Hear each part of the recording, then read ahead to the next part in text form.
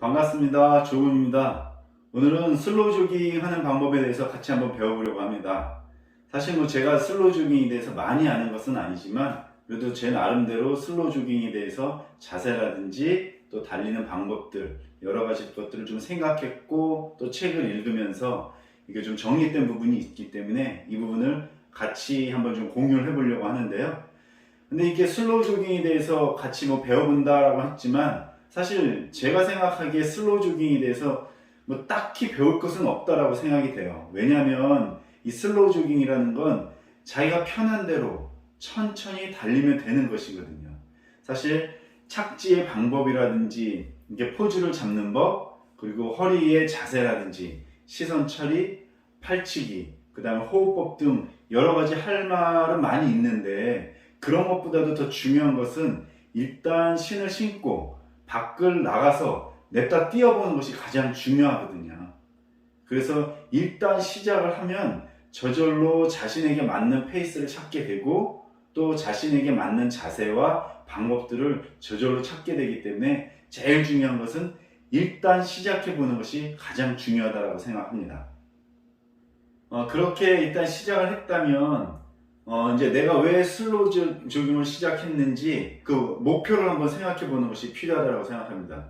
즉 우리가 마라톤을 달리거나 대단한 달리기 기록을 세우려고 하는 것이 아니잖아요. 그저 소박하게 내 몸을 관리하면서 건강을 유지하려고 하는 그런 쉬운 또는 작은 목표를 설정하는 것이 필요하다고 생각되는데요. 여기서 조금 더 욕심을 낸다면 지금 현재 내가 체중이 갑자기 늘었어요. 그랬을 때 지금의 체중에서 힘들지 않게 한 5kg 정도만 좀 힘들지 않게 뺐으면 좋겠다는 어떤 소박한 목표를 갖는 거죠. 자, 그럼 이런 소박한 목표를 가지고 부담 없이 시작했을 때 이런 슬로우 조깅을 어떻게 할 수 있는지 간단히 좀 설명드리도록 하겠습니다.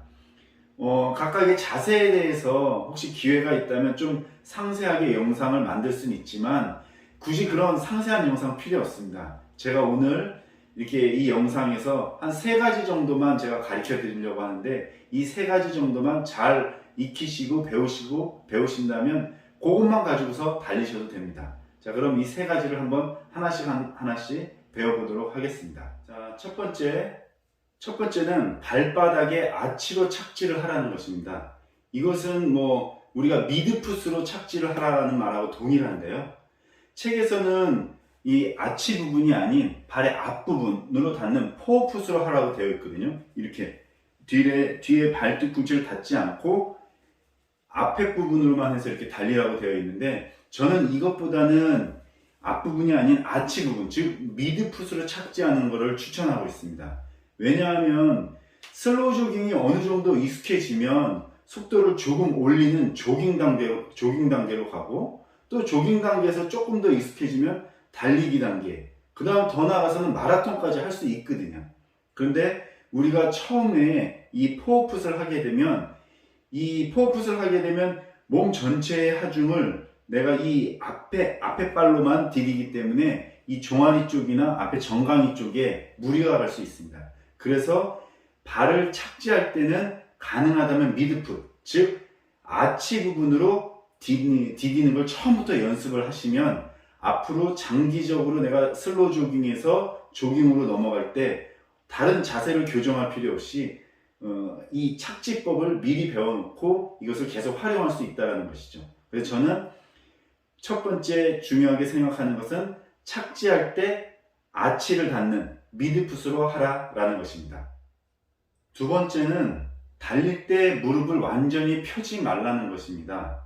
이게 배우지 않고 달리는 분들을 제가 이제 영상으로 여러 번 찍어서 이렇게 확인을 해보면 생각보다 다리를 많이 쭉 뻗는 경우가 굉장히 많아요. 그러니까 이렇게 달릴 때 앞으로 내디딜 때 이 다리를 쭉 뻗는 거죠. 쭉 뻗으면 자연스럽게 힐풋이 될 수밖에 없어요. 이 발 뒤꿈치를 닿을 수밖에 없거든요. 그렇다면 힐풋으로 되게 되면 발 뒤꿈치에도 무리가 가지만 이 무릎 쪽에 충격이 고스란히 가는 거죠. 그리고 또 달릴 때 이게 앞으로 뻗는 것도 있지만 이렇게 뒤로 할 때도 뒤도 이렇게 쭉 뻗는 거죠. 그러면 이 다리를 우리가 걸어갈 때 보면 자연스럽게 점프해서 착지를 할 때 자연스럽게 무릎을 구부리게 되거든요. 그런데 이걸 만약에 무릎을 구부리지 않고 점프해서 딱 하게 되면 굉장히 뻣뻣하고 이 충격이 다 이쪽으로 들어가는 거죠. 즉 달릴 때도 점프와 똑같기 때문에 내가 이 무릎은 항상 구부려줘야 돼요. 무릎을 구부려야 내가 이 충격을 흡수하면서 아킬레스건을 이용해서 이 달리기를 자연스럽게 할 수 있는데, 이 다리를 쭉 뻗게 되면 굉장히 몸이 경직되면서 충격을 고스란히 가는 거죠. 이렇게 달릴 수는 없잖아요.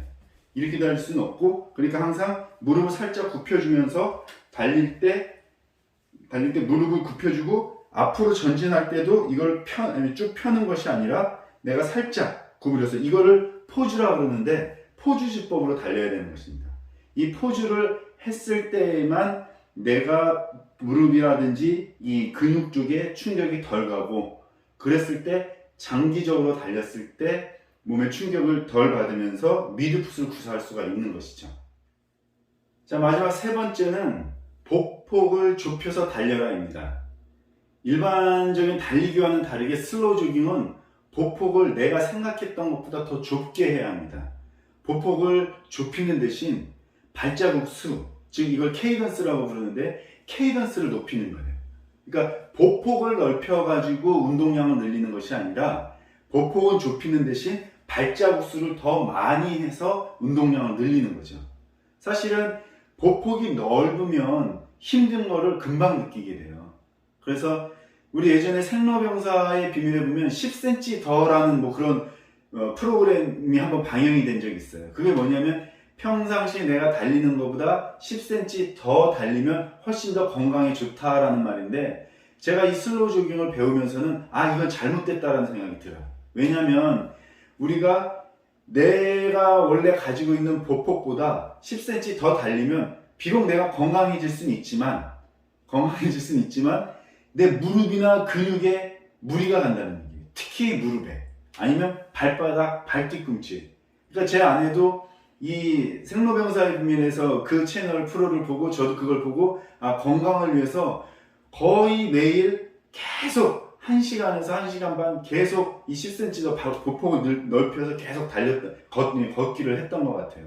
근데 건강해졌을지 모르지만 결국은 뭐가 되냐면 족저근막염에 걸린 거예요. 특히 여성들이 이 족저근막염이 많이 걸리거든요. 근데 제 아내도 아니나 다를까 족저근막염에 걸려가지고 일어날 때마다 아파서 힘들어하고 제대로 걷지도 못하고 그랬었는데, 제가 이제 추천드리는 방법은 슬로우 조깅을 할 때는 보폭을 좁혀라. 즉 우리가 보폭을 내 보폭보다 더 넓게 가는 걸 오버스트라이드라고 그러는데, 오버스트라이드 하지 말고 보폭을 내가 생각했던 것보다 좁게 달려라. 그러면 힘들지 않게 오래 달릴 수 있다. 그래서 이 세 번째는 보폭을 좁혀라입니다. 제가 방금 말한 이 세 가지는 사실 모두 착지를 제대로 하기 위한 내용들이거든요.